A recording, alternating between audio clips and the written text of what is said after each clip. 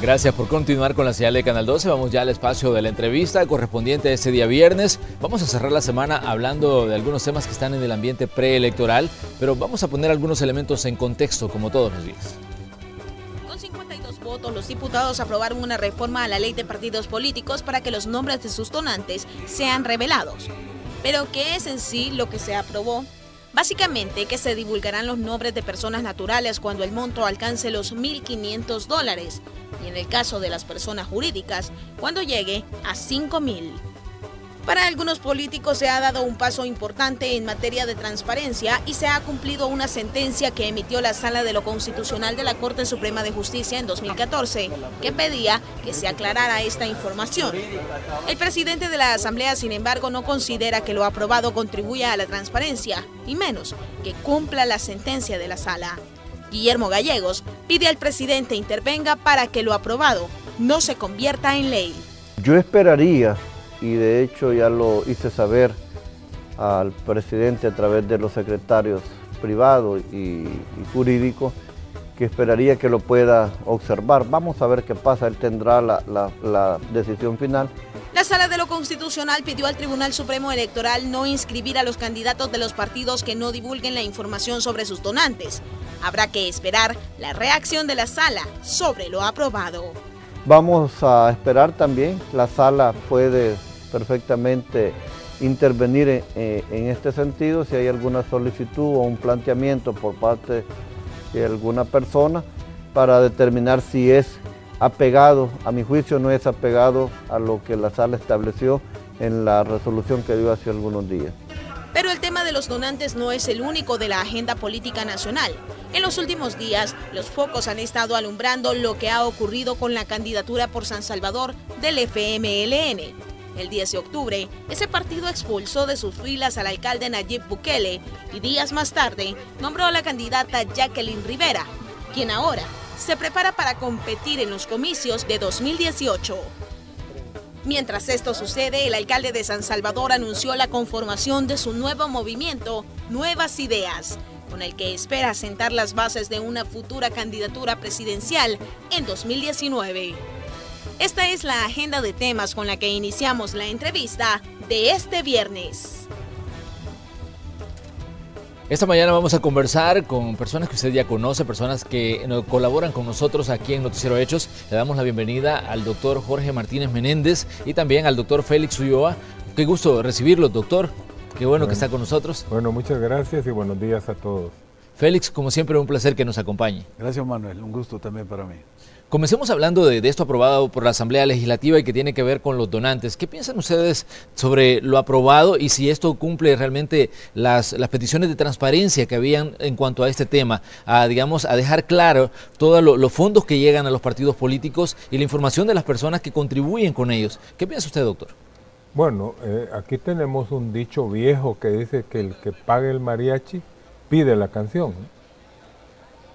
Creo yo que es de transparencia necesaria que se sepa quiénes son los donantes, porque los que subsidian los partidos tienen el derecho de pedirles la canción, o sea, pedirles el decreto a los diputados. Por lo tanto, por cuestión de transparencia en un país donde hay falta de tanta transparencia, creo que se debe cumplir con la resolución de la Corte, ¿no? Porque la Corte ya en la Sala resolvió que o declaran quiénes son sus contribuyentes, de dónde vienen los fondos, pues sí, porque estamos en problemas con el narcotráfico también, pues. Y hasta hay una palabra que se ha utilizado en Latinoamérica, que son las narcocracias, ¿no? Entonces creo yo que es de decencia decir quiénes donan dinero para los partidos. Muy bien, pero ¿qué piensa Félix Ulloa de lo que aprobó la Asamblea Legislativa? Decir que cuando la donación de una persona natural no exceda los $1.500, no se puede divulgar la información. Cuando la donación de una empresa no exceda los $5.000, también no se puede divulgar la información. Cuando pasen de esas cifras, entonces sí ya se tiene que decir quién hizo la donación. ¿Qué piensa usted? ¿Es esto realmente una contribución a la transparencia o quedan todavía ahí situaciones que no están claras? Mira, yo estoy por lo segundo, o sea, quedan situaciones que no están claras. La sentencia de la Sala dice que se deberá transparentar, informar de todo tipo de donante, no establece límites ni da parámetros en ese sentido. Yo creo que aquí el legislador, haciendo uso de ese principio de configuración legislativa, puede perfectamente poner algunos límites de conformidad con lo que es no solo la doctrina, el derecho comparado, sino las necesidades de transparencia y la realidad de nuestro país. Porque yo he escuchado a algunos diputados que justifican estos límites diciendo que han estudiado el derecho comparado y que en otros países estos límites son los permisibles. Yo creo que han leído mal, porque yo he visto que los límites, por ejemplo en Estados Unidos, de un donativo de $1,000 para un ciudadano individualmente considerado y $20,000 para se llaman allá los comités de acción política en años electorales, son límites de contribuciones, o sea, no puedes donar más de eso, pero no es un límite para darlo a conocer. Yo creo que ahí es donde hay un error de interpretación o el subterfugio para proteger a un nicho de donantes que para muchos son empleados públicos a los que se les descuenta o el salario se les quita mensualmente y entonces no se quiere revelar esos nombres. Hay un dato, lo decía Jorge ahorita, del fenómeno de la narcocracia, está el narcomenudeo, está el pitufeo de fondos que se manejan, incluso en el tema de remesas se le está poniendo más atención a aquellas que están bajo los límites que son declarables pues, en los reportes de operaciones sospechosas, porque hemos visto que el crimen organizado utiliza estas pequeñas cantidades que pasan debajo de los límites para financiar y operar de manera ilícita. No estoy diciendo que esto mismo va a suceder aquí, pero nos da la suspicacia de por qué poner un límite de $1,500 anuales para no revelarlo. Estoy de acuerdo con lo que decía en el material que tú preparaste el presidente de la Asamblea Legislativa, de que hay que pedirle al órgano ejecutivo que no apruebe, que no sancione este decreto, que haga una observación en ese tema o que lo vete si es necesario, porque no podemos aceptar de que, digamos, 40,000 donantes de menos que con $1,400 en el año contribuyan sin que nos demos cuenta quiénes son. Y el argumento, yo creo que un tanto pueril que se ha usado, decir no es que es por proteger, es por razones de seguridad para esta gente, el que está más expuesto es el que dona 30,000, 50,000, 100,000, porque es el que tiene más capacidad contributiva. De tal suerte que yo creo que ahí hay una incoherencia en los argumentos que sustentan este decreto, pero peor aún, hay una violación al espíritu de la sentencia de la sala de publicitar los donantes de los partidos sin ningún tipo de excepciones. Ahora bien, ¿qué piensa usted, doctor? Porque algunas personas me decían, mire, pero acá en el país a veces si uno quiere hacer una transacción en un banco le piden toda la documentación y que uno tiene que dar todos los datos. Y estamos hablando, decía, de donaciones que son de $1,500, donaciones que alcanzan ya casi los $5,000 y van a quedar ahí a oscuras, sobre todo cuando estamos hablando de actividad política, estamos hablando de gente que va a tomar decisiones en determinado momento y que va a recibir esas donaciones. Alguien decía, ¿qué pasa si una empresa dice dona $4,500 y lo hace en repetidas ocasiones? Eso si lo sumamos, decía ya en el año o en el transcurrir del tiempo, puede ser una cantidad mucho más grande y tener una influencia y no necesariamente que su nombre se vea divulgado. Pero, ¿qué dice usted, doctor? ¿Considera usted que se debería de entrar de lleno también a publicar esta información de todos los donantes en general? Bueno, vea, yo creo que, como se dice, hoy he venido refranero yo. Y quiero que me permita saludar a un fiel televidente suyo y del Gracias. Canal 12, quien reside en la ciudad de Santa Tecla. Es el poeta Tomás Romero Tolentino, a quien le enviamos un afectuoso saludo. Yo sé que él está viendo este programa. Pues fíjese que no conozco el texto del decreto, pero si dicen las donaciones, póngale, que no excedan de $1,500, si se pueden estar haciendo 50 donaciones diarias de 1,500. No habla de sumatoria de donaciones, ¿no? Como en otros países sí se habla, es la sumatoria.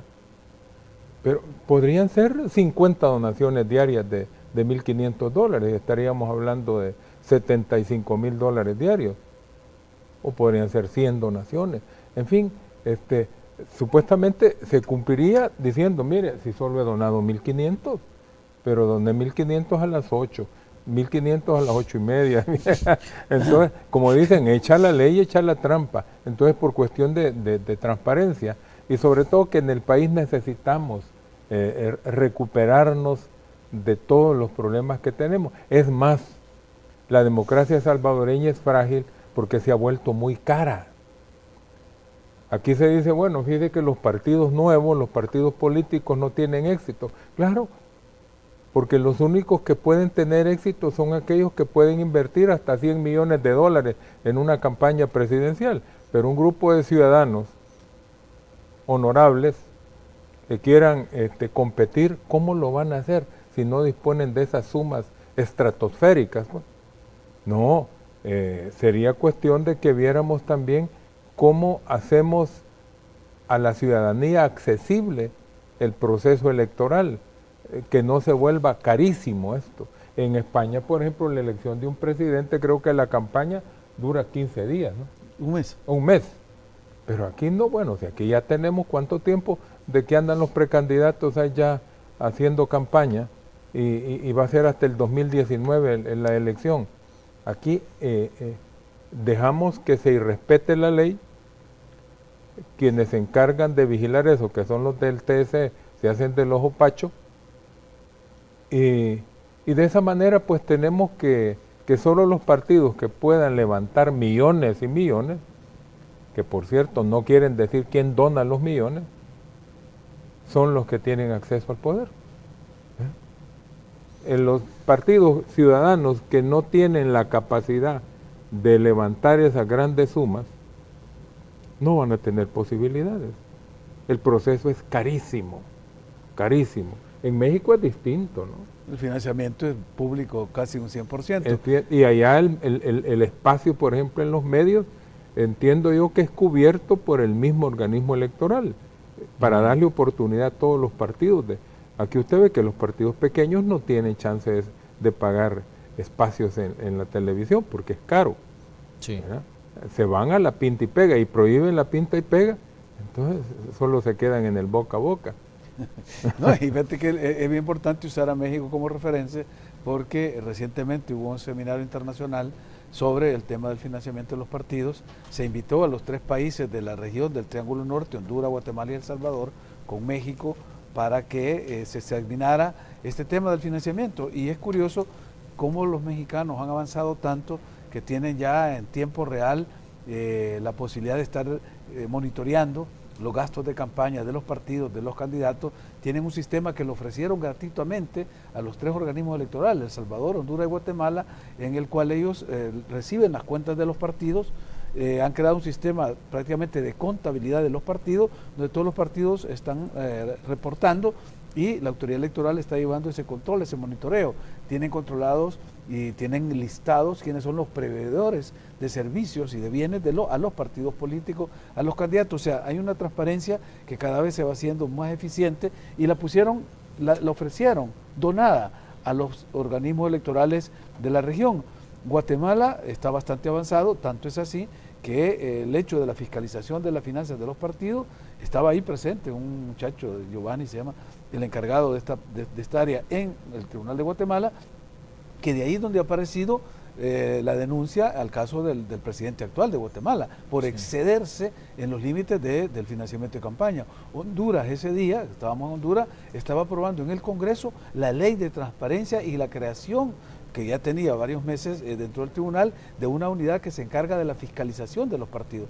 El único que no dijo nada es El Salvador, porque no tenemos unidad dentro del tribunal, no tenemos un reglamento único para que los partidos rindan cuenta, y ahora nos vienen a grabar de que no quieren decir quién les dona de manera absoluta, total y transparente, como dice la sentencia de la sala. Entonces eso te indica cuál es la cultura que tenemos esta. Exactamente, pero Félix, hay una pregunta que me hacía ayer un ciudadano, y me decía, mire, pero cuando se divulga información de los donantes, si se establece, me dice, que gente que done $100 se tiene que divulgar la información, me decía, esto no va en contra de los derechos de ese ciudadano, me decía, porque cuando una persona dona a un partido se supone que hay cierta afinidad, es como decir, esta persona seguramente va a votar por este partido político. ¿No considera usted que se podría incurrir también en una una violación de derechos, pero usted que conoce mucho de materia electoral, igual que el doctor, ¿qué piensa?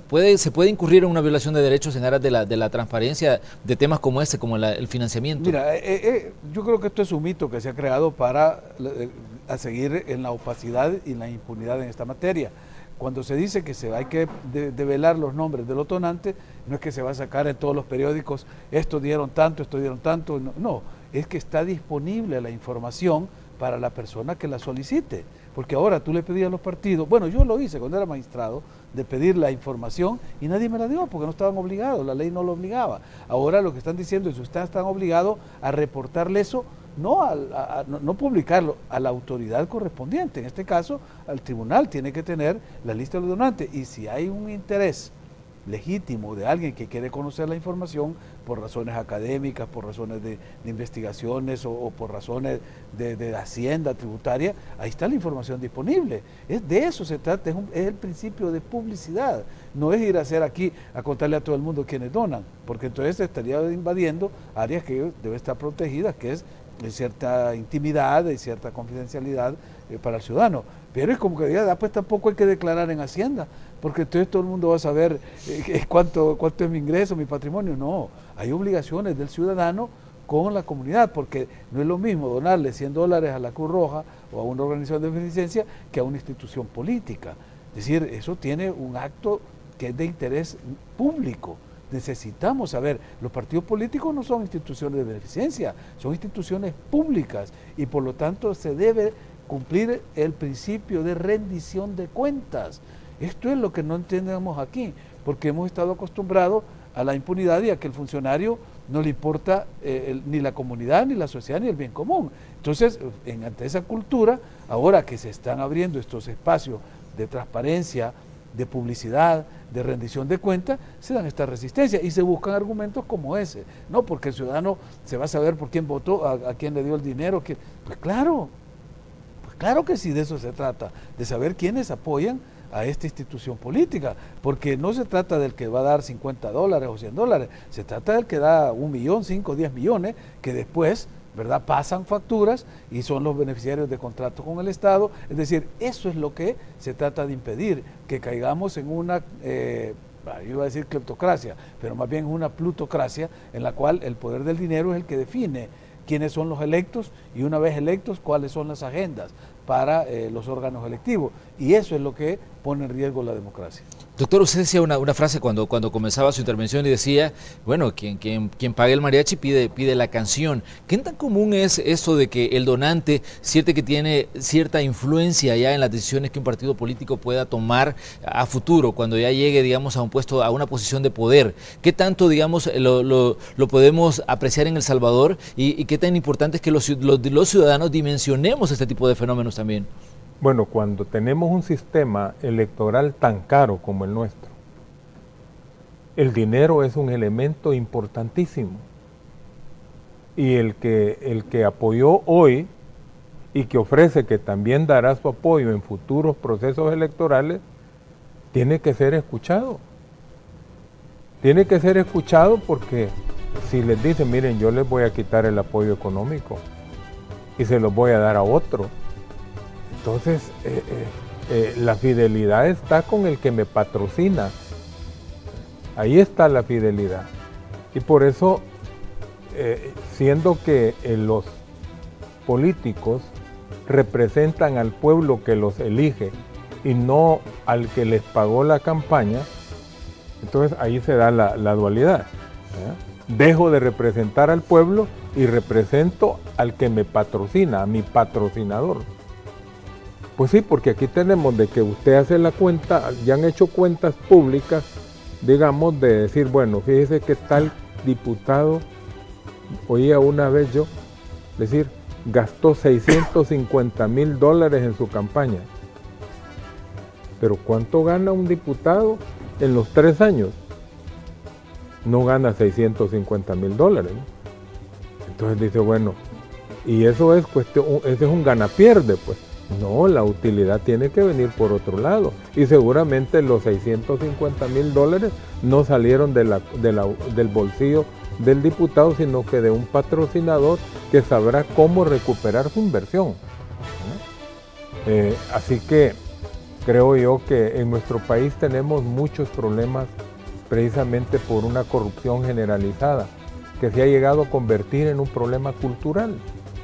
Y todo lo que hagamos en aras de la cristalinidad, de la transparencia, es una cosa urgente y necesaria en El Salvador. No podemos seguir así como estamos, negando informaciones, por ejemplo, de que se pierden los papeles, de que no hay ahorita información, cosas que se dan aquí, y organismos que no funcionan, pues, ¿verdad? Tenemos tantos problemas de falta de ética gubernamental y no hemos visto nosotros las garras y las uñas de un tribunal encargado de la ética gubernamental, tampoco de las cuentas públicas. Tenemos una Corte de Cuentas que no nos ha dicho nada acerca de todas las cuentas mal habidas del pasado o del presente. Afortunadamente comenzó ya a funcionar la sección de probidad de la Corte, afortunadamente hay una sala de lo constitucional y una oficina para de acceso a la información pública que están funcionando, creo yo que gracias a Dios, pues, ¿no? Muy bien. Félix, me tengo que ir a una pausa, pero yo le quiero preguntar, ¿aplica en esto aquello de que no hay almuerzo gratis, definitivamente? Sí, claro que sí, ya lo dijo Jorge con el famoso dicho, ¿no? Que el mariachi pide la canción, no, desde luego, y ese es el gran riesgo que hay, y no solo es un tema de las academias, son constantes, permanentes, los encuentros internacionales para ir estudiando este fenómeno, para ir cerrando los espacios donde se puede colar los dineros sucios, dineros calientes de actividad ilícita en la política, y nuestro país es el que se había quedado a la saga. Era el único en todo el hemisferio occidental que no tenía regulado el financiamiento privado. Y cuando por fin de manera tímida se regula, con unos techos altísimos de donaciones, por eso decía yo, lo de 1.500 debería ser el límite que una persona puede donar en un año a un partido, no el límite para que no se dé la información, porque nuestros techos son muy altos en comparación de otros países que limitan que el dinero privado entre en la política porque sabemos a dónde nos lleva, es decir, a que no hay almuerzo gratis. Muy bien, vamos a hacer una pequeña pausa comercial, pero les invitamos a que continúen con nosotros porque vamos a seguir analizando otros aspectos que forman parte del panorama preelectoral en El Salvador. Regresamos.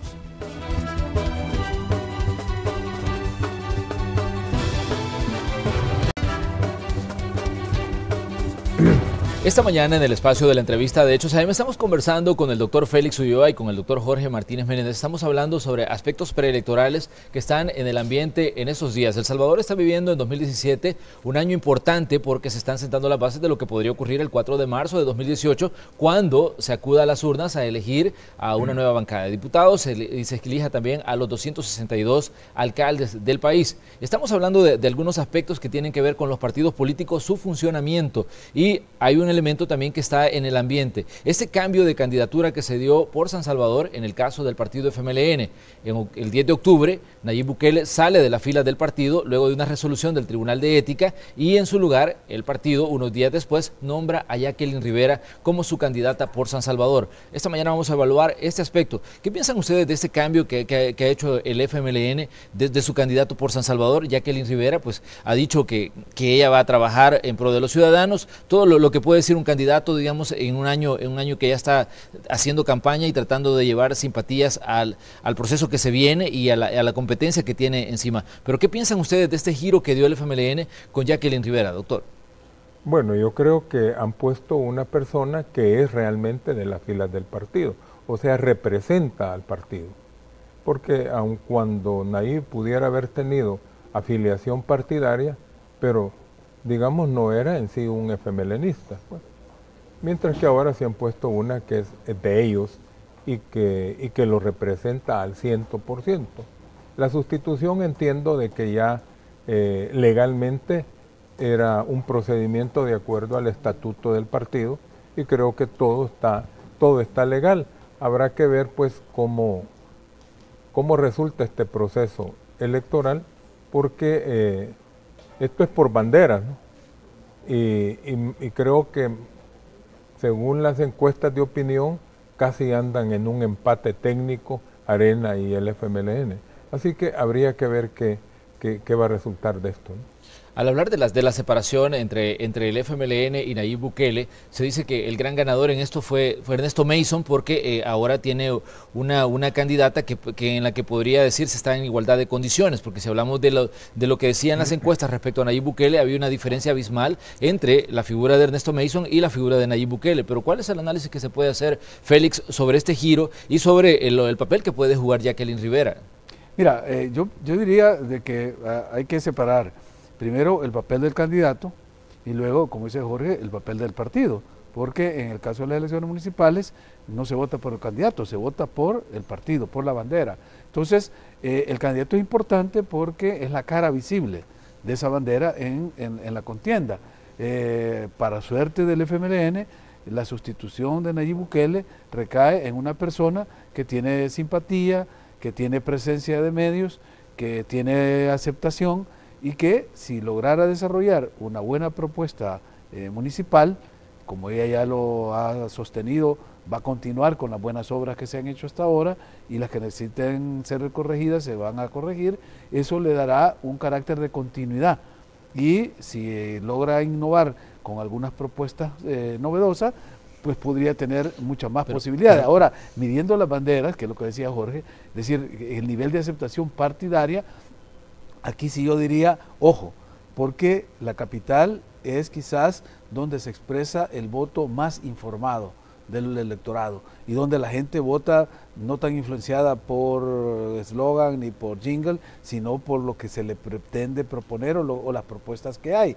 E históricamente en San Salvador, Arena ha tenido una aceptación altísima. Creo que su pico más alto llegó cuando Norman ganó con 119,000 votos.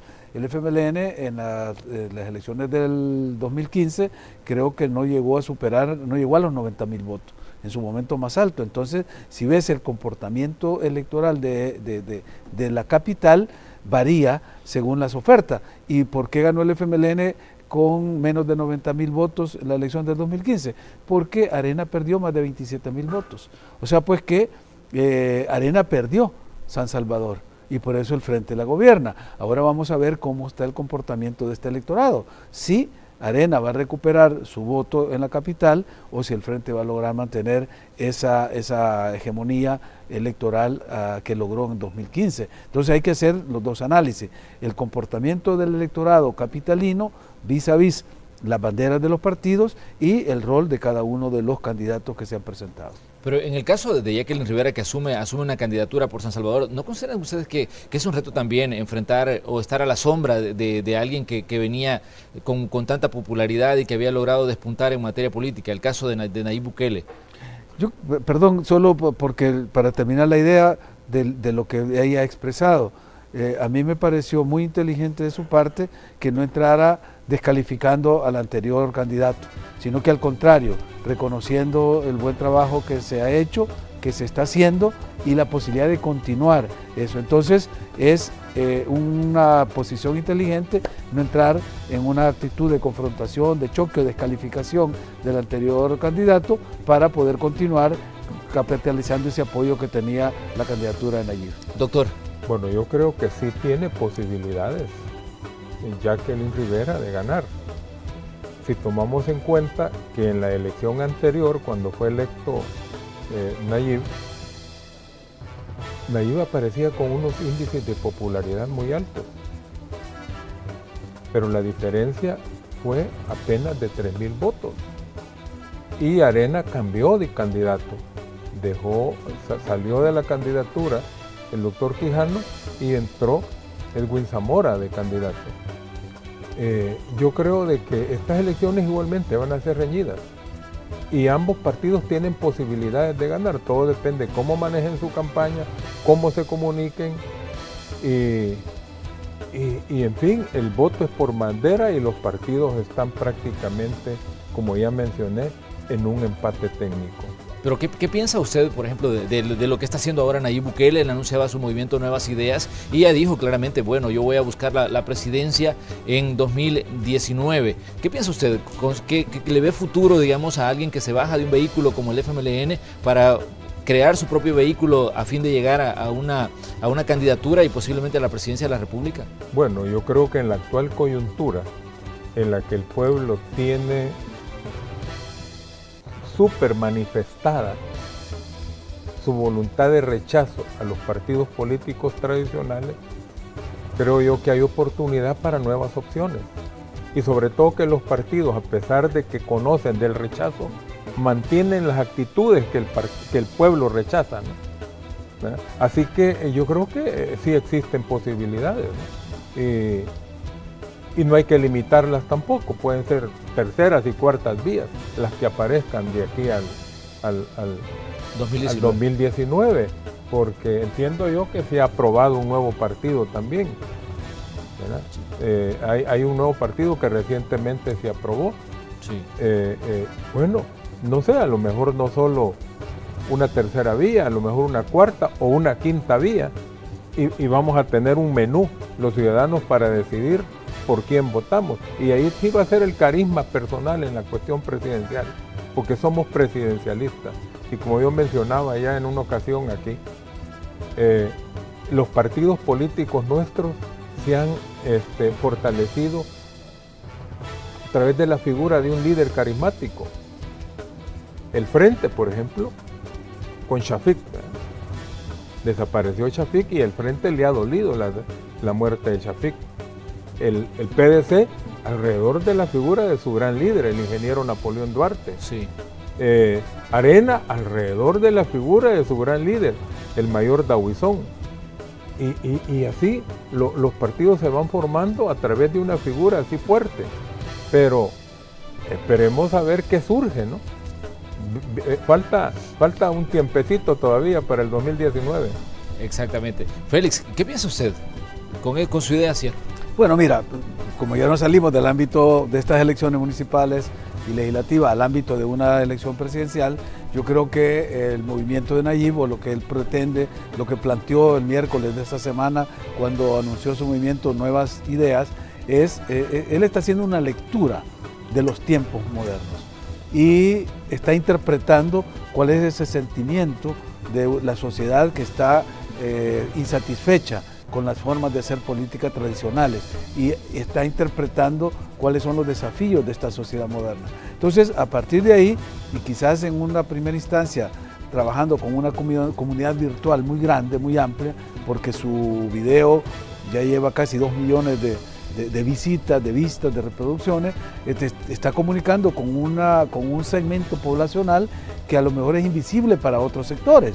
Nosotros venimos, es decir, hay como 3 generaciones en este momento en el país. La de los baby boomers, o sea, los que nacimos después de la Segunda Guerra Mundial hasta los años 70, luego la generación X de los años 70 a los 90 y luego de los millennials, que es estos jóvenes menores de 25, 30 años, que es con los que hay esta comunicación. Entonces, a veces no entendemos y decimos, no, pero es que lo visite 1 millón de gente no quiere decir que va a haber 1 millón de votos para él, porque las elecciones se ganan con votos.